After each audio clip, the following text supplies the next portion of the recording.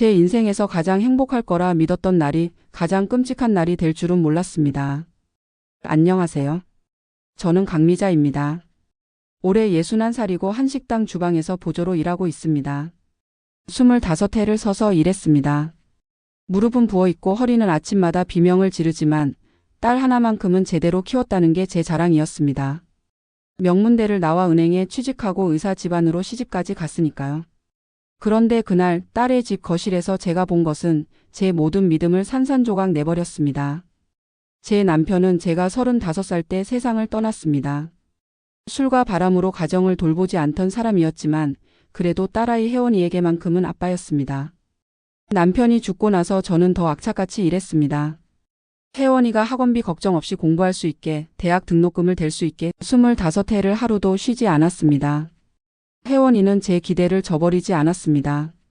좋은 대학을 나와 은행에 들어갔고 28배 좋은 사람을 만났습니다. 사위 박진수는 의사 집안 아들이었습니다. 시아버지는 대학병원 외과 교수였고 시어머니는 약사였다가 결혼 후 일을 그만뒀다고 했습니다. 처음 만난 자리에서 시어머니 송 여사는 제 손을 잡으며 말했습니다. 사돈 따님 정말 잘 키우셨어요. 우리 진수가 한눈에 반했답니다. 저는 그 말이 진심이라고 믿었습니다. 결혼식은 호텔에서 성대하게 치렀습니다. 하객이 300명도 넘었습니다. 저는 식당에서 빌린 한복을 입고 구석 자리에 앉아 있었습니다. 제 쪽 하객은 10명도 안 됐습니다. 주방 동료 몇 명과 혜원이 고등학교 은사님 한 분이 전부였습니다. 시댁 쪽 하객들은 모두 말쑥한 옷차림에 품이 있는 말투였습니다. 저는 그 자리가 불편했지만 혜원이가 행복해 보여서 참았습니다. 결혼 후 1년쯤 지났을 때 혜원이가 은행을 그만뒀다는 소식을 들었습니다. 전화로 물어봤더니 혜원이는 밝은 목소리로 말했습니다. 엄마, 시어머님이 며느리가 밖에서 일하는 거 안 좋아하세요. 그리고 아기 계획도 있고 그냥 집에서 쉬기로 했어요. 저는 이상하다고 느꼈습니다. 혜원이는 은행 일을 좋아했고 승진 이야기도 나오던 참이었습니다. 하지만 저는 아무 말도 하지 못했습니다. 시댁은 저희와 다른 세계 사람들이었고 그쪽 방식이 있겠거니 싶었습니다. 그 후로 혜원이와 통화할 때마다 뭔가 이상했습니다. 예전에는 편하게 반말로 이야기하던 아이가 점점 말투가 조심스러워졌습니다. 엄마, 지금은 통화하기 좀 그래요. 엄마, 나중에 다시 전화할게요. 통화 시간도 짧아졌습니다. 길어야 1분, 짧으면 10초 만에 끊었습니다. 제가 밥은 먹었니 물으면 네 먹었어요 라고만 대답하고 끊었습니다. 존댓말을 쓸 때도 있었습니다. 제 딸이 저한테 존댓말을 쓴다는 게 이상했지만 혹시 옆에 시어머니가 계신가 싶어 넘어갔습니다. 명절 때마다 혜원이를 보면 아이는 조금씩 수척해졌습니다. 처음에는 살 빼려고 운동한다고 했습니다. 그 다음 명절에는 요즘 입맛이 없다고 했습니다. 뺨이 푹 꺼지고 눈 밑에 다크서클이 생겼습니다. 명절 음식을 먹을 때도 시어머니 눈치를 보며 조금씩만 먹었습니다. 혜원아, 좀 더 먹어라. 너무 말랐다. 엄마, 괜찮아요. 배불러요. 그렇게 말하는 혜원이의 목소리는 힘이 없었습니다. 어느 날 혜원이의 손등에 반창고가 붙어 있는 걸 봤습니다. 큰 것이 아니라 작은 일회용 반창고였지만 그 아래로 붉은 자국이 보였습니다. 혜원아, 손 다쳤니? 아, 이거요? 주방에서 칼질하다가 살짝 베었어요. 괜찮아요. 혜원이는 재빨리 손을 숨겼습니다. 그 모습이 왠지 어색했습니다. 은행원이었던 아이가 주방 일을 얼마나 한다고 칼에 베일까 싶었지만 저는 더 묻지 않았습니다. 며느리가 집안일 하다가 다치는 건 흔한 일이라고 생각했으니까요. 작년 가을 시아버지가 돌아가셨습니다. 갑작스러운 심근경색이었습니다. 저는 조의금을 보내고 장례식에 가려고 했습니다. 그런데 혜원이한테 전화했더니 아이는 이상한 말을 했습니다. 엄마, 장례식장에 오시면 안 돼요. 뭐? 그게 무슨 소리냐? 시아버지 장례식인데 내가 어떻게 안 가니? 시어머님이 친정 쪽 사람들은 오지 말래요. 조의금만 보내달래요. 저는 어이가 없었습니다. 아무리 그쪽이 높은 집안이라지만 사돈이 장례식에 가는 걸 막다니. 하지만 혜원이의 목소리가 너무 간절해서 저는 결국 가지 않았습니다. 조의금 50만 원을 보냈습니다. 그게 전부였습니다. 그 일이 있고 나서 혜원이와 연락이 더 뜸해졌습니다. 한 달에 한두 번 정도 짧게 통화할 뿐이었습니다. 제가 얼굴 좀 보자고 하면 나중에요 바빠요라는 대답만 돌아왔습니다. 그러던 어느 날 제 생일이 다가왔습니다. 61번째 생일이었습니다. 별로 챙길 생각도 없었는데 혜원이한테서 전화가 왔습니다. 엄마 생일 축하해요. 우리 집에서 밥 먹어요. 시어머님도 초대하자고 하셨어요. 저는 깜짝 놀랐습니다. 그동안 얼굴도 잘 못 보던 아이가 게다가 시어머니가 직접 초대한다니.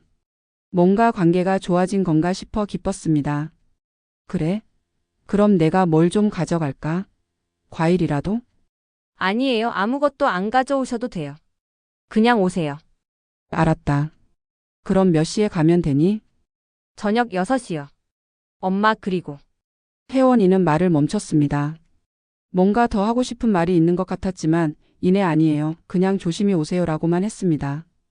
생일 당일 저는 아침 일찍 시장에 가서 혜원이가 좋아하는 과일을 샀습니다. 아무것도 가져오지 말라고 했지만 빈손으로 갈 수는 없었습니다. 사과와 배를 한 상자씩 샀습니다. 주방 동료한테 하루 쉬겠다고 말하고 집에 와서 제일 괜찮은 옷을 꺼내 입었습니다. 남색 블라우스에 검은색 바지. 낡았지만 깨끗하게 다려 입었습니다. 혜원이네 집은 신축 아파트였습니다. 30층짜리 고급 아파트. 현관 비밀번호를 누르려는데 손이 떨렸습니다. 왠지 긴장이 됐습니다. 초인종을 눌렀습니다. 잠시 후 문이 열렸습니다. 그런데 문을 연 사람은 혜원이가 아니었습니다. 중년 여자였습니다. 가정부인 것 같았습니다. 어머님이세요? 들어오세요. 가정부는 저를 보더니 잠깐 난처한 표정을 지었습니다. 뭔가 말하고 싶은 듯 했지만 이내 고개를 숙이고 물러섰습니다. 현관을 들어서는 순간 안쪽에서 고함 소리가 들렸습니다. 이게 밥이야, 케밥이야. 이렇게 짜게 해놓고 어떻게 먹으라는 거야? 시어머니의 목소리였습니다. 날카롭고 차가운 목소리. 그 다음에는 무언가 깨지는 소리가 났습니다. 짤그랑 쨍그랑. 식기가 바닥에 떨어지는 소리였습니다. 가정부는 저를 보며 작게 말했습니다. 지금은 좀 그러세요. 조금 기다리시는 게. 하지만 저는 이미 거실로 걸어가고 있었습니다. 심장이 빠르게 뛰었습니다.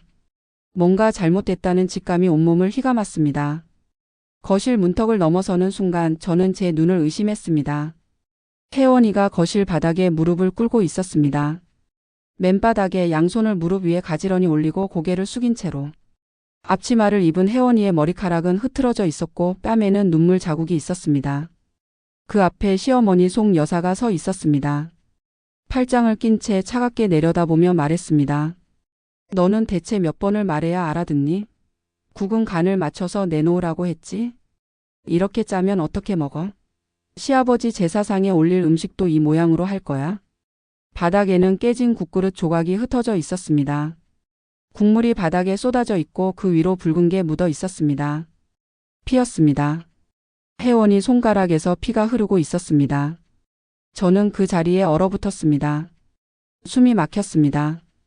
송 여사는 그제야 저를 봤습니다. 표정이 살짝 굳었지만 이내 웃음을 지었습니다. 어색한 웃음이었습니다. 어머, 사돈 오셨어요. 미안해요. 며느리 교육하느라. 얘가 요즘 정신이 없나 봐요. 들어와요. 얼른 정리하고 밥 차리겠습니다. 저는 혜원이를 봤습니다. 아이는 고개를 들지 못했습니다. 어깨가 떨리고 있었습니다. 혜원아. 제가 부르자 혜원이가 천천히 고개를 들었습니다. 딸의 눈에는 눈물이 가득했습니다.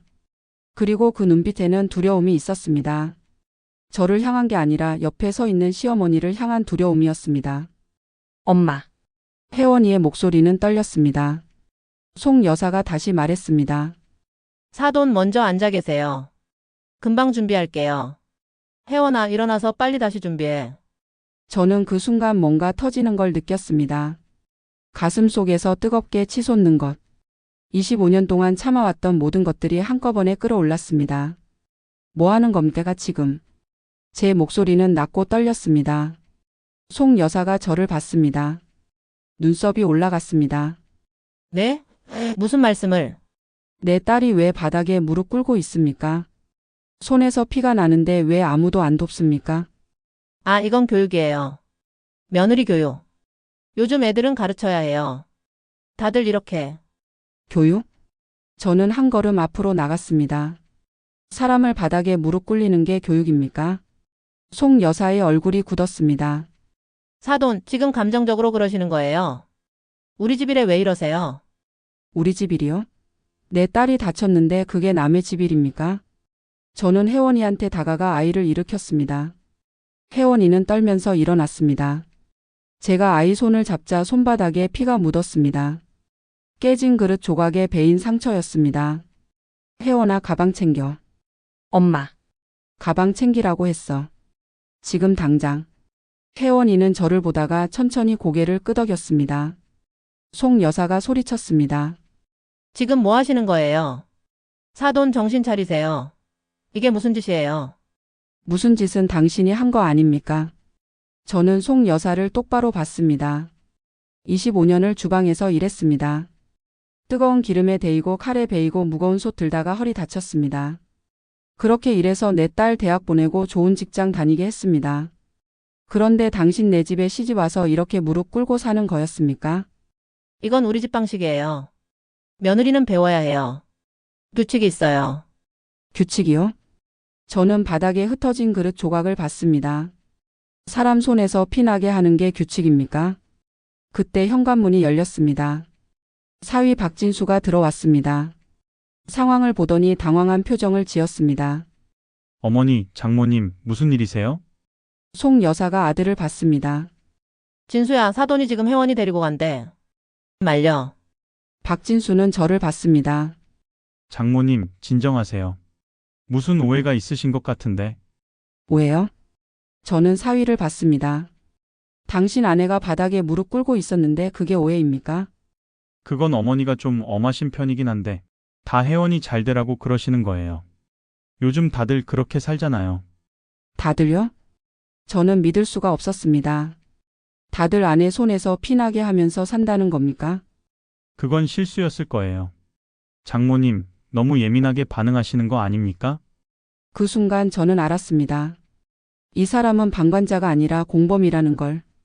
혜원이가 작은 가방을 들고 나왔습니다. 저는 아이 손을 잡고 현관으로 향했습니다. 혜원아, 넌 어디가? 남편 두고 어딜 가겠다는 거야? 송 여사가 소리쳤지만 저는 돌아보지 않았습니다. 사돈. 사돈. 이러지 마세요. 현관문을 나서는 순간 가정부가 제 가방에 뭔가를 쑤셔 넣었습니다. 작은 쪽지였습니다. 저는 그걸 확인할 겨를도 없이 혜원이와 함께 엘리베이터를 탔습니다. 엘리베이터 안에서 혜원이가 울기 시작했습니다. 소리 없이 어깨를 떨며 울었습니다. 저는 아이를 꼭 안았습니다. 괜찮아. 이제 괜찮아. 하지만 저는 알았습니다. 이게 끝이 아니라는 걸. 이건 시작일 뿐이라는 걸. 택시를 타고 제 집으로 오는 내내 혜원이는 말이 없었습니다. 창밖만 바라봤습니다. 저는 아이 손을 잡았습니다. 손가락에 감긴 휴지가 빨갛게 젖어 있었습니다. 집에 도착해서 저는 혜원이 손을 씻기고 약을 발랐습니다. 상처는 생각보다 깊었습니다. 아이는 가만히 앉아서 제가 하는 대로 내버려 뒀습니다. 마네킹처럼 혼이 빠진 것처럼. 혜원아, 밥 먹자. 엄마가 미역국 끓여줄게. 엄마. 혜원이가 처음으로 입을 열었습니다. 미안해요. 뭐가 미안하니? 엄마한테 이런 거 보여드려서. 오지 말라고 했잖아요. 그제야 저는 깨달았습니다. 오지 마세요라는 말의 의미를. 아이는 절 보호하려고 했던 겁니다. 이 끔찍한 모습을 보여주지 않으려고. 혜원아. 저는 아이를 안았습니다. 엄마가 미안하다. 진작 알아챘어야 했는데. 그날 밤 혜원이는 제 방에서 잤습니다. 오랜만에 딸과 함께 자는 밤이었습니다. 아이는 잠꼬대를 했습니다. 죄송합니다. 다시 하겠습니다. 죄송합니다. 저는 잠을 이룰 수 없었습니다. 천장을 보며 생각했습니다. 언제부터였을까? 내 딸이 저렇게 무너져 갔을까? 새벽에 일어나 가방에 들어있던 쪽지를 꺼냈습니다. 가정부가 쑤셔 넣은 쪽지였습니다. 어머님, 혜원 씨는 위험합니다. 제가 할 수 있는 건 이것뿐입니다. 그 아래에 전화번호가 적혀 있었습니다. 다음 날 아침 혜원이는 늦게 일어났습니다. 눈이 퉁퉁 부어 있었습니다. 저는 아무 말 없이 아침을 차렸습니다. 된장찌개에 밥, 계란 후라이. 간단한 식사였지만 혜원이는 숟가락을 들지 못했습니다. 엄마, 나 회사 그만뒀어요. 응, 알아. 작년에 들었어. 아니, 그게 아니라. 혜원이는 말을 멈췄습니다. 무슨 말을 해야 할지 모르는 표정이었습니다. 천천히 말해. 엄마는 안 급해. 한참을 침묵하다가 혜원이가 입을 열었습니다. 시어머니가 회사 그만두라고 했어요. 결혼하고 2달 됐을 때. 며느리가 밖에서 일하면 집안 망신이래요. 애 낳을 거면 미리 그만두래요. 그래서 그만뒀구나. 근데 애는 안 생겼어요. 1년이 지나도. 그때부터 시어머니가 달라지기 시작했어요. 혜원이의 목소리가 떨렸습니다. 아침마다 시어머니 방에 인사드려야 했어요. 무릎 꿇고. 커피 올리고 오늘 할 일 보고 드리고. 점심 뭐 먹고 싶으신지 여쭤보고. 저녁 메뉴도 아침에 정해져요. 장 봐오고 요리하고 설거지하고. 청소는 매일이에요. 거실, 방, 화장실. 시어머니가 흰 장갑 끼고 확인해요.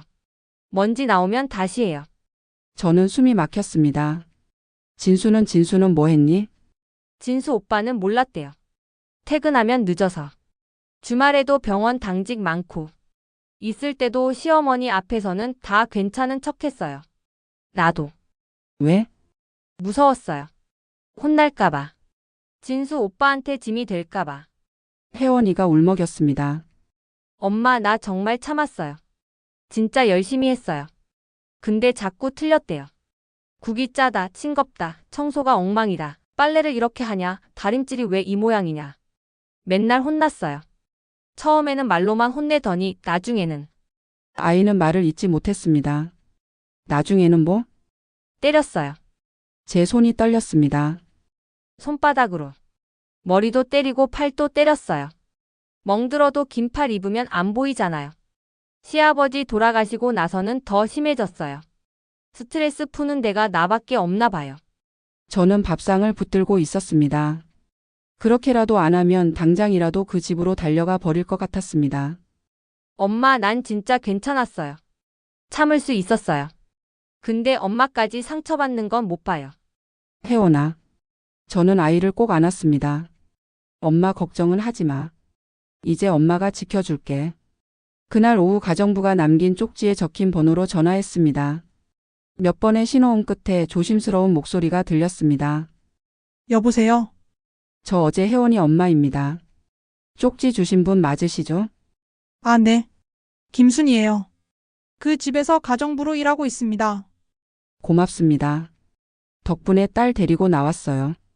잘하신 거예요. 더 늦었으면 안 됐을 거예요. 김순희 씨의 목소리에는 안도감이 섞여 있었습니다. 혹시 말씀드릴 게 있어요. 만나 뵐 수 있을까요? 네, 좋습니다. 언제 어디서 뵐까요? 다음 날 저는 김순희 씨를 동네 카페에서 만났습니다. 50대 중반쯤 되어 보이는 여자였습니다. 만나자마자 그는 가방에서 봉투 하나를 꺼냈습니다. 이거 드려야 할 것 같아서요. 봉투 안에는 USB가 들어 있었습니다. 이게 뭡니까? 그 집 거실 CCTV 영상이에요. 송 여사가 워낙 의심이 많아서 집 곳곳에 카메라 달아놨어요. 제가 청소하는 거 감시하려고요. 근데 혜원 씨가 혼나는 것도 다 찍혀 있어요. 김순희 씨는 고개를 숙였습니다. 저도 양심이 있어요. 2년 동안 봤어요.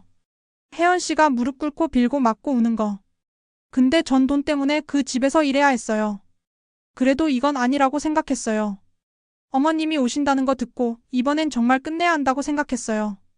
고맙습니다. 정말 고맙습니다. 저는 떨리는 손으로 USB를 받았습니다. 그리고 이것도요.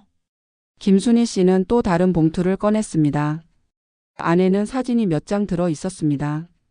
혜원이가 바닥을 닦는 모습, 무릎 꿇고 있는 모습, 팔에 멍이 든 모습. 모두 몰래 찍은 사진들이었습니다. 증거로 쓰세요. 법적으로 싸우실 거잖아요. 어떻게 아셨어요? 송 여사가 어젯밤 내내 변호사한테 전화했어요. 사돈이 딸 데려갔다고 어떻게 해야 하냐고. 변호사가 그러더라고요. 증거 없으면 문제 없대요. 김순희 씨는 쓴 웃음을 지었습니다. 근데 증거는 있잖아요. 제가 드린 거. 집으로 돌아와 저는 컴퓨터로 USB를 확인했습니다. 혜원이는 방에서 쉬고 있었습니다. 영상을 재생하는 순간 저는 숨이 멎었습니다. 화면 속에는 거실이 보였습니다. 날짜는 3달 전이었습니다. 혜원이가 청소기를 돌리고 있었습니다. 송 여사가 들어왔습니다. 여기 먼지 안 닦았지? 아니에요, 어머니. 아까 닦았어요. 거짓말하지 마. 여기 봐. 먼지 있잖아. 송 여사가 손가락으로 선반을 후렸습니다. 먼지가 묻어 나왔습니다. 어머니, 무릎 꿇으라고 했어. 무릎 꿇어. 혜원이는 천천히 무릎을 꿇었습니다. 송 여사는 그 앞에 서서 10분 동안 혼을 냈습니다. 게으르다, 무능하다, 시집 온 지 2년이 넘었는데 아직도 제대로 못한다고. 혜원이는 고개를 숙인 채 죄송합니다만 반복했습니다.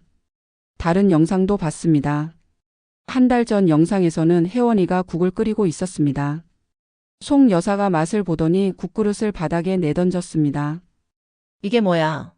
이렇게 짜게 해놓고. 국그릇이 깨졌습니다. 혜원이가 놀라서 뒤로 물러섰습니다. 치워. 지금 당장.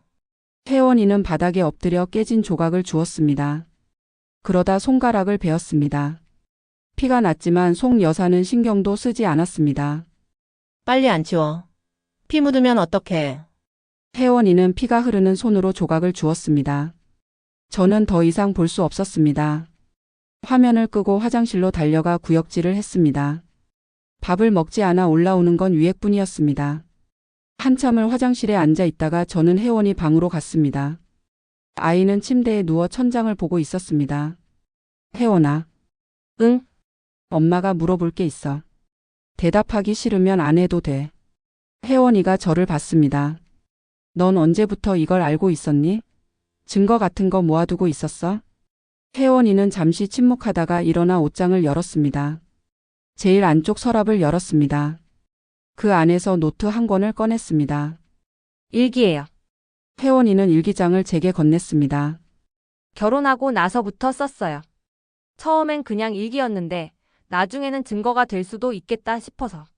날짜, 시간, 무슨 일이 있었는지 다 적었어요. 저는 일기장을 펼쳤습니다. 첫 페이지는 밝은 내용이었습니다. 오늘 시어머니가 칭찬해 주셨다.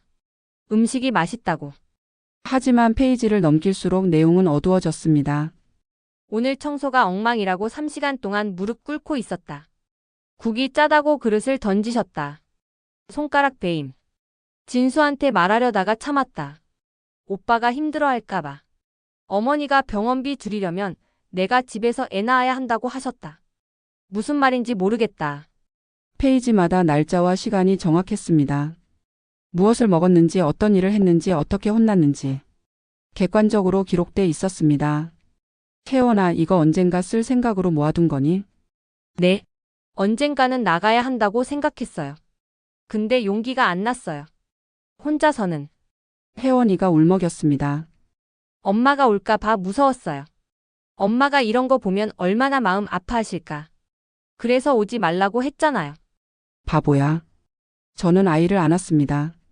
엄마는 내가 아픈 게 제일 무서운 거야. 그날 밤 저는 일기를 처음부터 끝까지 다 읽었습니다. 2년치 일기. 600페이지가 넘었습니다. 읽으면서 여러 번 울었습니다. 제 딸이 이렇게 참고 견뎠다는 게, 그리고 제가 아무것도 몰랐다는 게 너무 괴로웠습니다. 일기 마지막 페이지에는 이렇게 적혀 있었습니다.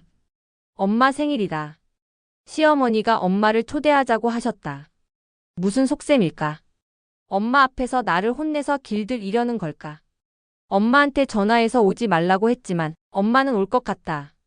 엄마를 어떻게 막아야 할까? 엄마가 이런 걸 보면 안 되는데. 저는 일기장을 덮고 한참을 울었습니다. 사흘째 되던 날 박진수한테서 전화가 왔습니다. 저는 받지 않았습니다.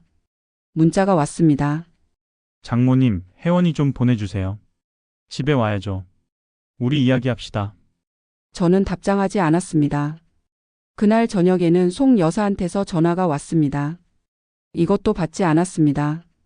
문자가 왔습니다. 사돈 오해예요. 만나서 이야기합시다. 혜원이는 우리 며느리예요. 저는 그 문자를 읽고 차단했습니다. 일주일이 지났습니다. 혜원이는 점점 안정을 찾아갔습니다.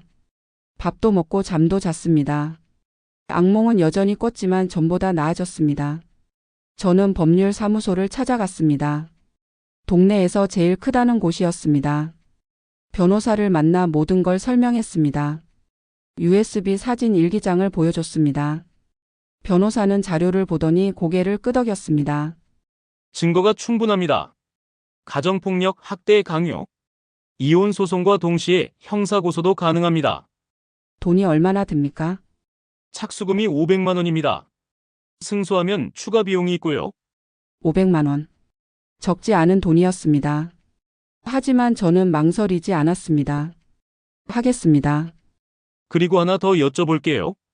남편분, 박진수 씨도 같이 고소하시겠어요? 방조제로 묶을 수 있습니다. 방조제요? 아내가 학대당하는 걸 알면서도 막지 않았으니까요. 영상 보니까 남편도 현장에 있었던 장면이 있더라고요. 그냥 나갔다가 들어오고 아무 말도 안 하고. 이것도 책임이 있습니다. 저는 생각했습니다. 박진수. 별거 아니야 다들 그렇게 산다고 말했던 그 사람. 네, 같이 하겠습니다. 변호사는 서류를 준비하기 시작했습니다. 저는 집에 돌아와 혜원이한테 물었습니다. 혜원아, 엄마가 소송 준비하고 있어. 시어머니하고 진수도 고소할 거야. 넌 어떻게 생각하니? 혜원이는 한참을 생각하더니 대답했습니다. 엄마, 나 이혼하고 싶어요. 그래. 엄마가 도와줄게. 근데 무섭기도 해요. 법정 가는 거. 사람들이 다 알게 되잖아요. 괜찮아. 엄마가 옆에 있을게. 열흘째 되던 날 박진수가 직접 집으로 찾아왔습니다. 초인종을 눌렀습니다. 저는 문을 열어주지 않았습니다. 장모님, 문 좀 열어주세요. 혜원이랑 얘기해야 해요. 저는 인터폰으로 대답했습니다. 변호사 통해서 연락하세요. 장모님, 제발요. 우리 이렇게까지 할 필요 없잖아요. 가족인데? 가족이요? 저는 차갑게 말했습니다. 가족이 가족을 바닥에 무릎 꿇립니까?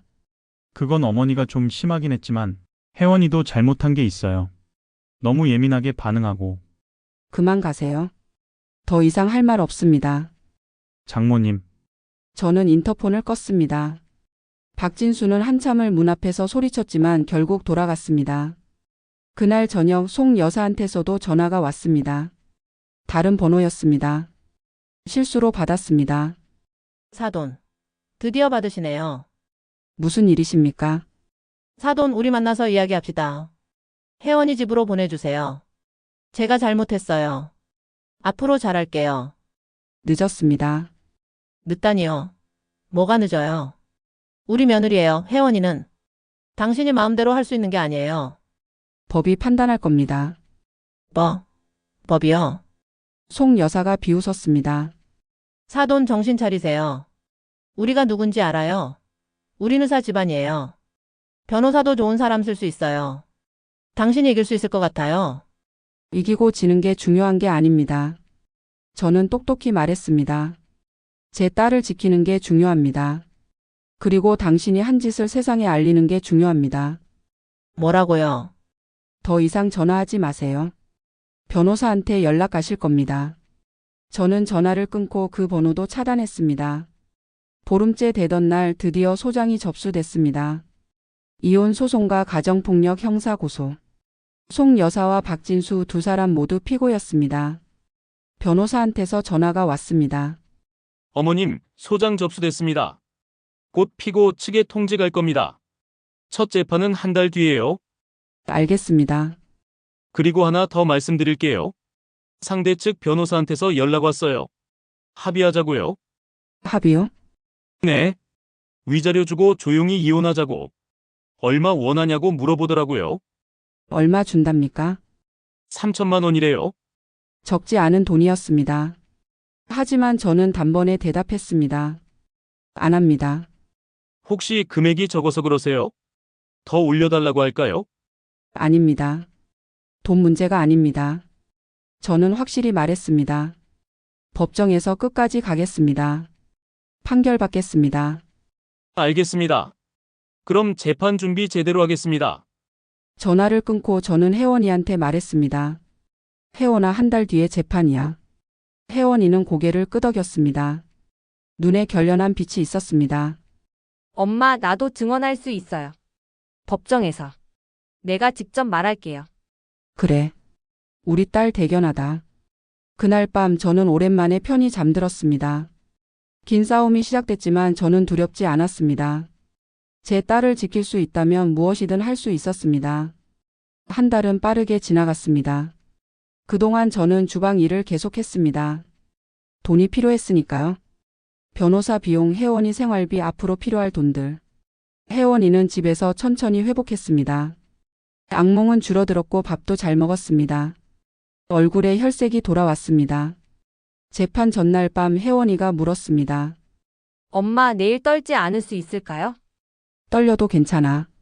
엄마도 떨릴 거야. 근데 증언은 해야 하잖아요. 그래. 내가 겪은 일 그대로 말하면 돼. 거짓말 안 해도 돼. 있는 그대로만. 혜원이는 고개를 끄덕였습니다.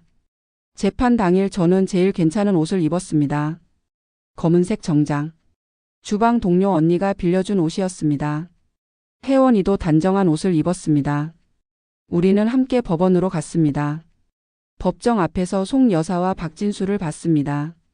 송 여사는 고급스러운 옷을 입고 있었고 옆에 변호사가 서 있었습니다. 박진수는 멀리서 혜원이를 봤지만 혜원이는 외면했습니다. 법정에 들어갔습니다. 판사가 들어오고 재판이 시작됐습니다. 먼저 저희 측 변호사가 증거를 제출했습니다. USB 사진 일기장, 진단서. 판사는 하나하나 확인했습니다. CCTV 영상이 재생됐습니다. 법정에 있는 모든 사람이 화면을 봤습니다. 혜원이가 무릎 꿇고 있는 모습, 송 여사가 그릇을 던지는 모습, 혜원이가 피 흘리는 모습. 방청석에서 누군가 한숨 쉬는 소리가 들렸습니다. 판사가 물었습니다. 피고인 송명희 씨, 이 영상 속 인물이 본인이 맞습니까? 송 여사는 잠시 침묵하다가 대답했습니다. 네, 맞습니다. 피해자를 폭행하고 욕설한 사실을 인정합니까? 그건 교육이었습니다. 며느리 교육. 교육이라는 명목으로 타인을 무릎 꿇리고 폭행하는 것이 정당하다고 생각하십니까? 송 여사는 대답하지 못했습니다. 판사가 다시 물었습니다. 피해자의 손에 상처가 생긴 것도 알고 계셨습니까? 그건 실수였습니다. 제가 너무 화가 나서. 실수로 그릇을 던졌다는 말씀입니까? 네, 영상을 보니 한두 번이 아닌데요.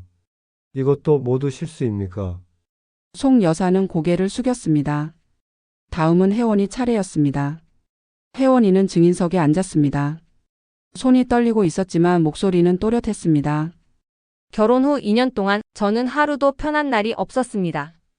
혜원이는 천천히 말했습니다. 매일 아침 무릎 꿇고 인사했고 하루 종일 집안일을 했습니다. 잘못하면 혼났고 잘해도 혼났습니다. 국이 짜다, 싱겁다, 청소가 엉망이다, 빨래가 이상하다. 매일 뭔가 틀렸다고 혼났습니다. 처음에는 참았습니다. 시집살이가 다 그런 줄 알았으니까요. 혜원이는 잠시 말을 멈추고 물을 마셨습니다. 하지만 점점 심해졌습니다. 말로만 혼내던 게 손찌검으로 바뀌었습니다. 머리를 때리고 팔을 때렸습니다. 멍이 들었지만 긴 팔 입으면 안 보였습니다. 저는 남편한테도 말하지 못했습니다. 말하면 시어머니가 더 화낼 것 같았고 남편에게 짐이 될까 봐 무서웠습니다. 남편 되시는 박진수 씨는 이 사실을 알고 있었습니까? 판사가 물었습니다. 알고 있었습니다. 혜원이가 박진수를 봤습니다. 어느 날 제가 거실에서 무릎 꿇고 있을 때 남편이 퇴근했습니다. 들어와서 상황을 보고는 그냥 방으로 들어갔습니다. 나중에 제가 물었습니다. 왜 아무 말도 안 했냐고. 남편은 이렇게 말했습니다. 어머니가 원래 그러시니까 네가 잘하면 되지 않냐고. 방청석에서 웅성거리는 소리가 들렸습니다. 그 후로도 여러 번 그런 일이 있었지만 남편은 한 번도 저를 지켜주지 않았습니다. 오히려 제가 예민하다고 과장한다고 말했습니다. 판사는 박진수를 봤습니다. 피고인 박진수 씨 증인의 증언이 사실입니까? 박진수는 한참을 침묵하다가 대답했습니다. 저는 몰랐습니다. 그렇게 심각한 줄은. 하지만 아내가 무릎 꿇고 있는 걸 보셨다고 하지 않았습니까? 그건 어머니가 교육하시는 거라고 생각했습니다. 교육이라는 명목으로 배우자가 학대받는 걸 방관한 것이 정당하다고 생각하십니까? 박진수는 대답하지 못했습니다. 재판은 2시간 넘게 이어졌습니다. 상대편 변호사는 여러 가지를 주장했습니다. 혜원이가 집안일을 제대로 하지 않았다. 며느리로서 예의가 없었다. 영상은 편집된 것일 수도 있다. 하지만 증거는 명확했습니다. 일기장에는 2년간의 기록이 빼곡했고 CCTV는 날짜와 시간까지 찍혀 있었습니다. 마지막으로 제가 증인석에 섰습니다. 저는 25년을 식당 주방에서 일했습니다. 힘들었지만 딸 하나만큼은 제대로 키우고 싶었습니다. 대학 보내고 좋은 직장 다니게 하고 좋은 사람 만나 결혼시켰습니다. 제 딸이 행복할 거라고 믿었습니다. 저는 송 여사를 봤습니다. 하지만 제가 본 건 바닥에 무릎 꿇고 피 흘리는 제 딸이었습니다. 2년 동안 그렇게 살았다고 합니다. 저는 몰랐습니다. 딸이 저를 걱정해서 숨겼으니까요. 이제라도 알게 돼서 다행입니다. 늦지 않았다는 게 감사합니다. 저는 판사를 받습니다. 제 딸은 잘못한 게 없습니다. 열심히 살았고 참을성 있게 견뎠습니다. 잘못한 건 저 사람들입니다. 사람을 사람답게 대하지 않은 사람들입니다. 법이 판단해 주시기 바랍니다. 재판이 끝나고 일주일 뒤 판결이 나왔습니다. 송명희 가정폭력 처벌 등에 관한 특례법 위반. 징역 8개월 집행유예 2년. 피해자에게 위자료 5천만 원 지급. 박진수 가정폭력 방조. 벌금 300만 원. 이혼 인용. 위자료 2천만 원 지급. 판결문을 받아든 순간 혜원이가 울었습니다. 소리 내어 한참을 울었습니다. 저도 울었습니다. 기쁨의 눈물이었습니다. 법원을 나서는데 송 여사가 멀리서 저희를 봤습니다. 고개를 숙인 채 변호사와 함께 걸어가고 있었습니다. 예전에 당당한 모습은 없었습니다. 박진수도 멀찌감치 떨어져 걸었습니다. 혜원이가 제 손을 잡았습니다. 엄마 고마워요. 아니야. 엄마가 미안해. 진작 알아챘어야 했는데. 아니에요. 엄마가 구해줬어요. 그날 저녁 우리는 집에 와서 조용히 밥을 먹었습니다. 저는 혜원이가 좋아하는 된장찌개를 끓였습니다. 혜원이는 2그릇을 먹었습니다. 예전처럼 편하게. 엄마 나 이제 뭐하지? 하고 싶은 거 해. 천천히 생각해. 은행 다시 들어갈 수 있을까? 당연하지. 내가 얼마나 일 잘했는데. 혜원이는 웃었습니다. 오랜만에 보는 환한 웃음이었습니다. 2달 뒤 위자료가 들어왔습니다. 7천만 원. 저는 그 돈으로 혜원이 이름으로 작은 집을 계약했습니다. 방 2개짜리 작은 아파트. 넓지는 않았지만 햇볕이 잘 들었습니다. 이사 가는 날 혜원이와 저는 짐을 풀었습니다. 거실에 작은 식탁을 놓고 앉아서 차를 마셨습니다. 엄마 여기서 같이 살아요. 응. 그러자. 혜원이는 창밖을 봤습니다. 엄마 나 이제 괜찮을 것 같아요. 그래. 넌 잘할 거야. 석 달 뒤 혜원이는 새 직장을 구했습니다. 작은 회사였지만 혜원이는 만족했습니다. 출근하는 첫날 저는 아침 일찍 일어나 도시락을 싸줬습니다. 엄마 내가 싸갈게요. 괜찮아. 엄마가 해주고 싶어서 그래. 혜원이는 도시락을 받아들고 웃으며 나갔습니다. 저는 창가에 서서 딸이 걸어가는 모습을 봤습니다. 당당한 걸음걸이. 꺾이지 않은 어깨. 제 딸은 다시 일어섰습니다. 저도 다시 시작했습니다. 주방 일은 계속했지만 이제는 다릅니다. 딸을 지켰다는 자부심이 있으니까요. 참는 것만이 미덕이 아니라는 걸 배웠으니까요. 어느 날 김순희 씨한테서 전화가 왔습니다. 어머님, 안녕하세요. 저 그 집 그만뒀어요. 아, 그러셨어요? 다른 일 구하셨나요? 네. 요양원에서 일하게 됐어요. 여기는 좋네요. 사람들이 친절해요. 잘 됐네요. 정말 고마웠어요. 아니에요. 제가 해야 할 일 한 거예요. 혜원 씨는 잘 지내시죠? 네, 일도 구하고 잘 지내요. 다행이다. 정말 다행이에요. 지금 저는 행복합니다. 딸과 함께 작은 집에서 살고 매일 밤 함께 밥을 먹습니다. 혜원이는 웃음을 되찾았고 저는 제 역할을 해냈습니다. 참는 것만이 사랑은 아닙니다. 때로는 싸워야 합니다. 때로는 일어서야 합니다. 그게 진짜 사랑입니다. 저는 이제 압니다. 제 딸을 지킬 수 있는 건 저뿐이라는 걸. 그리고 그 용기가 있다면 무엇이든 할 수 있다는 걸. 오늘도 혜원이는 웃으며 출근했습니다. 저는 주방으로 출근합니다. 우리의 하루는 평범하지만 그 평범함이 얼마나 소중한지 압니다. 이제 우리는 괜찮습니다.